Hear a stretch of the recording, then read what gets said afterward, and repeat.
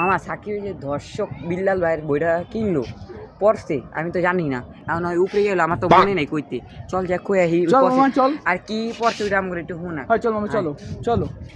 বন্ধু কতক্ষণ থেকে তো বয়া রইলাম, সায়েম আর তামিমের তো আর কোনো নামই নেই, তোরা আইব না আজকে? মনে হয় তো না। আচ্ছা দেখা যাক আহে নাকি। ওই যে তো মামা ওরা, চল মামা চল। চল। ওই যে তো মামা আইছে ওরা। আয় মামা এদিকে আহেন। মামা তোরা যে দর্শক বিলালের ইয়াটা পড়লি, এখন এটা কি বুঝলি? তুই আর তাজিমে বেলে পড়ছো শুনলাম। মামা এই বইটা পড়া মামা কষ্টটা লাগছে মামা। 3 দিন মামা বাথরুমে যেয়ে কাঁদছি মামা, তাজিমরে দিছি মামা, তাজিমেও বাথরুমে যেয়ে কাঁদছে মামা। আপনার লাগবো মামা, আপনিও কিন্তু পরে বাথরুমে যেয়ে কাঁদবেন মামা। মামা থাক মামা, লাগবো না মামা। মামা জানেন বইটার দাম কত লিছে মামা? মামা কত নিছে মামা? মামা বইয়ের দাম 1000 টাকা লিছে মামা। বইয়ের ভিতরে খালি এন ফ্যান বিচির কাহিনী লেখা মামা। হাই সর্বনাশ, 1000 টাকা।